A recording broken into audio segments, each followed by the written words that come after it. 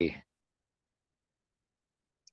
afternoon. Welcome to the Financial Advantage. We're powered by the Wells Funding Group. I'm Dennis Wells. Super excited today to be joined by Jennie Deckert. She is a realtor with Century 21 Sheets in the Carmel, Indiana, North Indy area. And Jennie, welcome to the program. Super glad to have you here. Thank you. Thanks for having me. Yeah, absolutely. So I've had the privilege of talking with you already, getting some of your story. Tell us how you got started in the real estate business. Sure. Well, this is my first career actually out of college. So my background, my education, my degree was in business communications and Spanish. I really had intended at that time during college, I had 2 internships, and my thought was I wanted to go into like an advertising, PR, marketing, somewhere in that world, for a larger company. And so when I graduated, I had moved to Chicago, and I got a job when I first moved out there, but it wasn't what I had wanted. So I was networking with other individuals in Chicago, looking for an opportunity to get a job at a larger company. And I met with one of my dad's old college friends, who was a developer in Chicago at the time. And I was talking with him about getting a job. It was, who did he know that I could talk to? And he looked at me and said, "What about real estate?" And I was like, I am 22 years old. I am not going into real estate. That's not what I went to school for.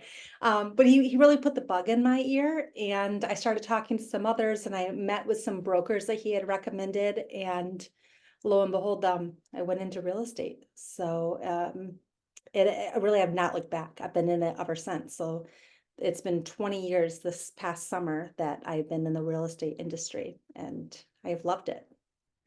So That's amazing. Yeah, and one of the things I think a lot of young realtors or young loan officers don't realize is that we really are in the marketing business. We're in the marketing business. We're in the sales business. We're just instead of marketing for some product that they're going to go to the store and buy, you're marketing towards the houses. Absolutely. I mean, I'm doing marketing every day, whether it's for my own personal business to build up my book of clientele, or it's marketing properties for sellers to sell their home. So there's 2 ways that I'm constantly marketing every day. That's what you have to do. You have to always be prospecting and reaching out. And so I'm definitely using my degree, just wasn't planning it to be in this way, but it's been a great fit. Yeah. What are some of the things that you encourage when someone's trying to market their house to sell? What are some simple things that you are encouraging them to do to make it present a little bit better? Well, I mean, buyers, they really want, ultimately buyers, no matter what the price point is, they want to be able to move into the home and have it be as turnkey as possible. So to sell the home, even in today's market where it is still a seller's market in this area, I don't know about it, but in this area, it's still a seller's market. I mean, it is all about, try to, fix the house, clean the house, declutter the home. I always tell my sellers, how you sell a home and how you live in a home are 2 different things. So when I arrive for the listing presentation, I understand that you might have, your kitchen counter with your coffee maker and all the utensils and whatnot, and the bathroom sinks might have all your stuff, but how you show it is going to be completely, you want to have everything cleared off. It is big, bright, and beautiful is what someone had told me years ago, and that has stayed in my mind. You want to have light, you want to be clean, and as minimalistic as possible, and neutralize it. Try to make it take your photos down, your personal photos, because you want the seller to imagine making it that they could walk in and live in it and make it their own. Does that answer the question? Is that, Yeah, yeah. yeah, yeah, 100%, 100%. I mean, because I So, think, it's hard, sometimes it's hard for people to see past clutter, and that, like, I don't know why people don't realize that, you can take stuff off your counter, but it's like if the homeowner, if the seller does that, like you're saying, when the buyer walks in and they feel like, oh, like you're saying, I could walk in and my coffee maker would fit right here, or my yeah, whatever could fit right here. It just helps them. right, right. And it's better to have that's why staged homes do so well, because it's neutral furniture, neutral decor, but it's not too much, right? You might have a chair and a couch and a table, and it's a good way to show how you can utilize the space and the space that's actually provided, like that furniture fits. Because if you have a house that's vacant, people may not understand or visualize what could ultimately fit in that room. But if you have it staged, they can see it. But if you have too much stuff, the space becomes too small. So you want to keep just enough, but not too much. And that's, I mean, in terms of what advice, to go back to your question, what would I tell a seller? It's declutter, clean. Curb appeal is huge, because the minute they pull in, you only have that. If there's wood rot in the front of the house, or dead bushes, or it's dirty, that's an immediate first impression. So clean up your front. You're doing yourself a disservice. You can clean up the entire inside, but if your front curb, if you have poor curb appeal right from the very beginning, that's going to be a check against you before that potential buyer walks through the front door. That's very important. It's just cleaning. A fresh coat of paint, it's so cheap, and it just does so much. It's the best return on your profit return on the value that you can do before you list. Yeah, So, yeah, absolutely. So obviously, over the past 20 years, you've seen a lot of technological changes uh-huh. in the industry. Uh-huh. Couple questions that I thought about along those. Like, so how have you evolved as an agent as a result of the technology? That is a very good question. I've evolved. Was not something that just happens black and white overnight, right? But, going from when I first started, I walked around with my BlackBerry and my Palm Pilot. Um, it was before Apples and iPhones and, even our MLS system. The technology and the access for the public to access the MLS and listing information wasn't there. When I first started in 2004, realtors still served as the main source of information. So at that point, the realtors served as the information keepers and provided listing information, and um, because of technology, that has evolved to where the general public now can jump on any site. There's thousands of sites and resources that they can access to get information to new properties and neighborhoods and developments and builders. So the role of a realtor, not just myself, but all realtors, we have moved from the information providers to the advisors. We are now the one that can help and advise our clients to decipher the noise. All of the national information, data they find online, we take that and help them understand on a micro level how that affects them. And either reinforce some things that they have learned from online, or lead them in a new direction and educate them why that information is false. We are the AI now, I mean, AI has come in the most recent years, and now we have Zestimates, right? We had those for about 10, actually longer than that, but Zestimates has become such a common thing, or someone can log on online and find out what their house is worth. But that's not, I hope everybody knows that Zestimates are not very Zestimates only can use the information they have access to, which is really past listings and county information for taxes. They don't know the condition of the house on the inside. They don't know if it's been completely remodeled and has the quartz countertops and the the Sub-Zero fridge and has all the, it's all updated, and or they don't know if it's a hoarder's house, to be the exact opposite. They don't know if it's been completely trashed and there's water leaks and it's a disaster. So it's it's used as a reference, but is by no means an absolute truth. And that is why you need a realtor's to help decipher really what the value of your property is compared to what comps are being used and what condition those were in relative to the subject property. Does that make sense? Yeah, yeah, absolutely. I've got a friend who's an appraiser, and he likes to say, well, when was the last time Zillow came into your house? Yeah. And it's like, I mean, you're exactly right. It'll give you an idea of you know of kind of a Mhm. roundabout where it can be, but there's always a range, and depending on, like saying, if it's been updated and it's show ready, you're going to be here. If it's a hoarder house or something, it's going to Yeah. be totally on the other end of the spectrum. Yeah. And just because you have you know a zestimate or a kind of a manufactured value doesn't correspond necessarily to what you're really looking at, for sure. Right. Right. So to go back to your question, how has my role changed and how have I evolved? Well, it's less of an information provider and more of an advisor. AI can take over a lot of tasks that a realtor Mhm. traditionally has done, but it will never replace the human contact. It will never replace the relationship building, assistance with negotiation, the emotional support.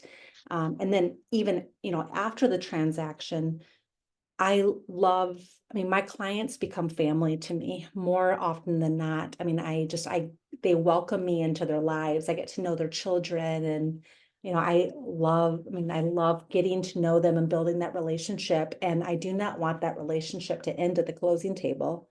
Um, I, I genuinely want to see them succeed and have this be a good investment for them. And I love when they call me for information on refis or taxes or how to remodel to get the best bang for their buck, or, they have some projects that they have in mind and which contractors should they use or what advice. So I love being involved, and it's a relationship. So it's not just the transaction, it's the whole picture of their home in every aspect of it. And Yeah, yeah. AI will never replace that.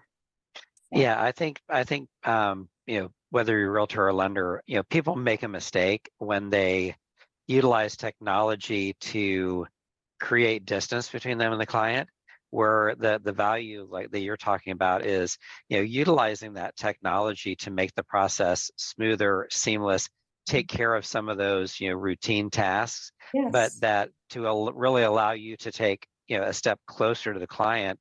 And like you're saying, really be, their advisor. I mean, my job is to, help our clients understand the financial market, help them understand how the how their new home purchase ought to fit in with their overall retirement plan and their financial plan. And that's a huge part, obviously, but there's still, are you saving for retirement, maxing out your employee sponsored 401k? Are do you have enough life insurance? Do you have enough disability insurance? If you have kids, are you putting money into a 529? There's a lot of things that people need to understand. And yeah, utilize technology a lot to take care of the routine tasks, but Right. then create that space to have that experience with people where you're really trying to add value to their lives. Correct. Exactly. It's being in an advisor role and helping them decipher the noise and how it Yep. can really affect them. Um, are there things that they could do on their own? Sure, but we have the knowledge and the experience, and we can make it more efficient for them. I've done enough transactions over 20 years that I know some of the road bumps. I'm always learning more. There's always new things to learn, to be very honest, but there's a lot of mistakes that I can help guide them away from because of past experience and to protect them based on my experience. Does that make? Yeah, yeah. And I always compare it to, like, trying to fix your own car. I mean, some people are really, really good at that. Um, I'm not, but Right. like, um, you know, and this is a made up fact, so don't take it to the bank. But my made up fact is that people probably buy and sell somewhere in the neighborhood of 5 to 6 houses in their lifetime. A good agent is probably selling 5 to 6 houses a month. And so just like that person that focuses on fixing cars does this all the time and is very familiar with it. Right. The person like me who occasionally might be tempted to try to fix their own car is going to take me, 10 times as long and cost me 3 times Or to five longer. times as much. Yeah, exactly. Or I might not, or I might have to like get it towed to the mechanic because I worked on it first. Right. It's going to And cost you a whole lot more in time and money to try to yeah, figure it all out, yeah, just imagine all the time you would save not having to watch YouTube videos to try to figure out what to do. exactly, Where to buy exactly. the tools and where to buy what you need. And yeah, so Yeah, simplify the process. Just like any other service provider, like yourself or an insurance agent or an attorney, yeah. So yeah. and I don't see, I know there's some talk like, oh, insurance, I'm sorry, realtors are going to be going away in the future. And I just don't see how that will happen because there will always be the need for the human touch. Stores are not going away. Sure, Amazon has come in and, there's not as many stores anymore, but people still want to be able to go. They still want to be able to walk Mhm. around and touch and feel and see. And it's different, but people are still going to want a realtor. So, okay, so on that note, a lot of my business in Hamilton County is people coming in from out of state and moving from, coming in and out because of job related moves. So, I mean, just recently, I mean, I'm working with a couple right now who is moving here from out of state. We are going on, they find something they like, whether it's I sent it to them or they found it on their own on Zillow and they sent it to me. So they can find the information and they can see the videos and the interior photos on their own. But then they call me and they ask, what is this area like? What is nearby? What is this location really like? They can't find that out really on their own because they're not here seeing it, right? Using this as one example. And then I will, to save them the 5 hour drive, I will go to the home, do a FaceTime tour with them so they can pre-qualify if it's worth taking the trip to come see it themselves. If they didn't have myself here, eyes and ears, knowledgeable about the location here, that would be a lot of wasted time and energy for them to drive in every single time they see something that they might like. I'm going off on a Yeah, tangent a little bit, but yeah. do you follow No, what I'm saying? The service yeah, of it? yeah. That because that was It's you going really to answered a question be- that I didn't ask on the line. What are yeah. you, what's a good agent doing for clients? And you're saving them, a 10-hour round trip. And you're providing an expert, guidance through the area, because you're going to know, you know, hey, maybe they have dogs and they want to be near a park with some walking trails, and how far is this from that? Or they have kids and they want to be in a certain school district because they've heard great things or they've read on, reviews online about, this particular private school or whatever. And, you know, um, and just put it out there. It's like, the people that take pictures for realtors, they, you know, they take the picture. If they would have taken one step, to the right or one step to the left, you would have seen this thing that would have been a deal killer, Right. um, The electrical pole. exactly. So being able to, the value of someone who is, feet on the ground in the area, providing that expert advice, being able to, walk them through the house on the FaceTime. uh, it's hard. It's really hard to quantify. I mean, what is 10 hours of your time worth? I Right. mean, that's the significant, value. Well, okay, so I had a closing this week with a wonderful couple. Again, couple like have they're like family now. I love hanging out with them.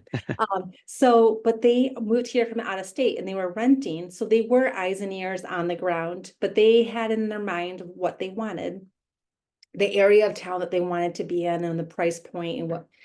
And so they told me, and I showed them what they were telling me they wanted, but it just wasn't ultimately, it just wasn't working. So I was like, all right, what are your main priorities? What's really most important to you? And then I suggested some other areas. And we went out one day, looked at three, they found the one they wanted and they're ecstatic. I just had to open up the box for them. Mhm. And they ended up wanting something they didn't think they already wanted, but it was because of my knowledge of the area that I was able to open up the box a little bit for them so they could see it because they had only really heard what was, you know, certain areas that were nationally written up. They didn't realize there was these other little pockets that were fantastic as well. So, Yeah, yeah, and every place has those little fascinating areas that you need that guide to mhm. get you in there to open your eyes, be like, oh, it exactly. This is what I want, and I didn't even know it existed. I love it. I love it. So you've managed agents as well as being a producing agent yourself. Correct.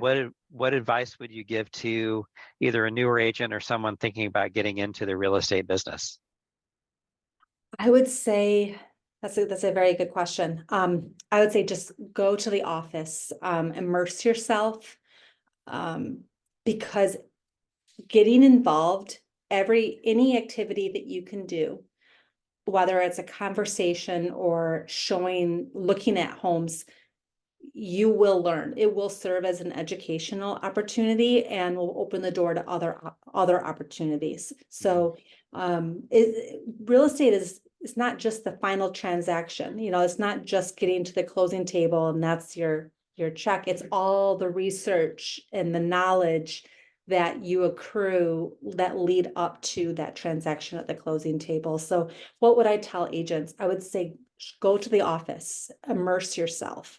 Um, if you don't have any clients at that point, make appointments to go to showings and request showings on, to look at properties and go research the market, go look at properties, go to open houses, go to broker tours, go to new developments and go talk to the builders, learn about these new developments, because give it a few years, there won't be a sales office anymore. And then when buyers in the future are interested in that neighborhood, you'll know about that neighborhood and can speak in, very confidently and educate them about the area and the homes and the different floor plans.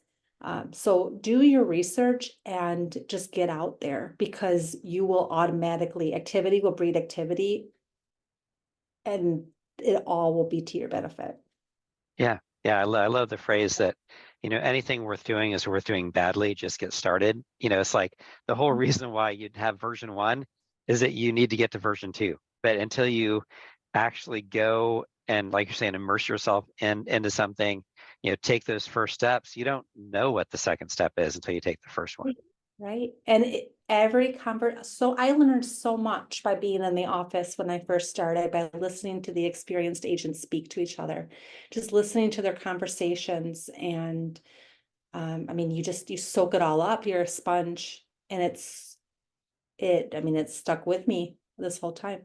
Little tidbits that learned. So just getting involved. Don't sit at home. You have the ability to be at home real estate is a very, you're working on your own, really. You're your own entrepreneur, you're a private contractor. So, or an independent contractor. So it's easy to just stay at home every single day if you wanted to, but that's not going to help you. It's getting around your coworkers and getting out there and meeting people. That's how you're going to succeed. Hmm. Yeah, yeah, absolutely. Having a plan, having structure, mentors, finding people that Right. are where you want to be. And, what I found, part of the reason for doing this podcast is that, people that are successful and been doing this for a while are more than willing to share their wisdom and their knowledge and what it is they're doing. Because more often than not, they know if you do it, there's plenty of business that's out there. If you don't, you're never going to be a threat to me anyway. Yeah. So Yep. And it's a very relationship-based business. Even from agent to client and between agent to agent. I know if you know other agents and you can trust them, and you have that relationship basis, it makes a big difference. It's wonderful when I'm able to work with another agent that I know at the other side of the table. That you just the communication is better, the level of trust is better. Uh, so it's get out there and meet people. It's always yeah, helpful. And I yeah, agree with you. I think the really great agents are the ones, I dare say, I don't know any really good agent that's not willing to answer questions and mentor and explain a question, explain something and help out, because we're not in competition with one another. We're there to advocate and represent our clients, but it's all about working together to bring them together so that everybody's happy. That's the end goal, right? It's yeah, not to beat another person. You're not in a competition. You're working to bring together a compromise and meet a common goal where everyone's happy. yeah, yeah, absolutely. I think you mentioned a little bit about it. Where do you see real estate evolving in the future? What do you think the realtor of the future, the real estate office of the future is going to look like? No, yeah, kind of what I had said before. It really is going to become ever more so an advisory role. Hmm. It's adding that human touch, deciphering the noise, giving recommendations for, filtering out contractors and where to get insurance and being the eyes and ears on the ground. We're the ones that are immersed in this field every single day, sometimes, 7 days a week. So it's taking our knowledge and experience and our relationships and letting our clients leverage them, Hmm. um, and just simplifying so that we can make their process less stressful and more efficient. Yeah, no, absolutely. Absolutely. I love it. Yeah. And whether it is, I've seen, my goal, not only, explain the financial market and those and real estate trends, obviously, you're very specific in an area we can look at, hey, here's where the trends are. But also, really educating the client about, where things are at, where we anticipate things going, based on, for example, every 1% reduction in the mortgage interest rate, you got 1 million more people that are able to buy houses. And at the same time, you have people that are now able to move into a different price range than maybe they were at before. And so it's going to create a lot more competition. So you're educating, we are, equipping people with strategies, that, maybe this isn't a strategy we need to use now, but just so that in the future, um, if you're in a situation that's very competitive, maybe it's an appraisal gap strategy. Maybe it is, we're gonna, go in and pay some of our buyer's agent commission or all of our buyer's agent commission to, really make a super strong offer. How do you do that in this market? Right. And then really, empower people to make that decision. Hey, if this is, this is the house you want. I mean, if you do an appraisal gap, based on even a very conservative level of appreciation, you're maybe giving up 2 or 3 months of appreciation, which we know you're really not, because once you close, your house is still comp. So it is worth what you paid for it. But in someone's mind, it's like, listen, you're going to stay in the house 3 years. 3 months is nothing. And look at what this is going to be. You're trading $10,000 or $20,000 for 50, 100, $200,000, depending on how long, and it's like, I mean, if I can put $1 in a machine and get a $20 bill out, it's like, well, how quickly can I put $1 bill in? Right. Yeah. You've said it so well. I've touched on so many points there, but it's knowing, one thing I want to comment on is you're mentioning like appraisal gaps. So I didn't touch on just when you write up the contract, anyone can download. I've had buyers that want to I've heard of buyers that want to represent themselves, and they can just download a contract and they'll just use that. But think of all the legal trouble you can get in if you don't Hmm. really know how to write that contract correctly to protect yourself. So and you're saying appraisal gaps, well, that's taking it one step further. It's just knowing how to write the escalation clauses and different credits for different fees. And I mean, and there's, if you can do it yourself, sure, but it's going to cost you. Right, And right. hopefully not a legal case. Well, Yeah. exactly. I mean, that's the thing. It's like if I try to work on my own car and I screw it up, there's a limit to how bad that can be, but like people get sued over real estate all the time. We're not trying to scare anybody, but it's just the reality of the deal. And it's like that's part of what you get when you're working with a professional agent is you have insurance in sense because you are relying on this person to by the way, who does this all the time and is very familiar with how these things work, and they're not going to let you get into a bind. Yeah. So I mean, it's like I tell people, I think in the home financing situation, like it seems like you got three choices. One, you can just kind of let whatever happen and hope that you lock onto something. You can do the minimal amount of preparation and hope that there's no one else wanting to get the house that you're wanting to get. Or we can invest a little bit of time, a little bit of energy, and really get you what we call a bulletproof buyer that is 3 to 5 times more likely, or maybe more, to get the house that they really want. And it's like, and people don't realize that they don't realize, hey, when I see that house, you don't really have time to get ready at that point. The time to get ready was before you see that house. And we want to make sure that people are prepared. Mm-hmm. Yep. So you could lose it, and then Yeah, you spend the time to go to the house and see it, and you weren't prepared, so you lose it, and then all that was in vain. right. So it's just knowing the steps and and a real estate agent can tell you the steps and what you need to take to protect yourself and to have all Mm-hmm. your bases loaded. Yeah, So yeah. So I love it. I love it. Well, Jenny, thank you so much for joining me on the podcast today. I'm really enjoyed our time together for sure. likewise, I enjoyed it. Thank you for having me. Yeah, I love our conversations and I've loved talking with you. So thank you. yeah, you bet. I'm sure there's a lot of people who love to talk with you about buying and selling real estate, or maybe even getting into the business. What's the best way for them to reach out and get in contact with you? Sure, sure. Yes, I'm with Century, like you mentioned, I'm with Century 21 Sheets in the Carmel office. My email is jdeckert, JDECKERT at C21 Sheets, which is SCHEETZ as in zebra.com, or 317-720-9587. It's my cell phone Awesome. number. I love it. I love it. Well, I want to thank everyone for joining us today on the podcast, and we'd really love it if you would like, and subscribe to the channel, and most importantly, share this with 4 or 5 friends that are interested in real estate and where it's going in the future. And we are the Financial Advantage, powered by the Wells Funding Group. You can reach me at 219-230-8400. Jenny, thank you so much. Thank you. Have a good day. All right, you too. Thanks everyone for joining us.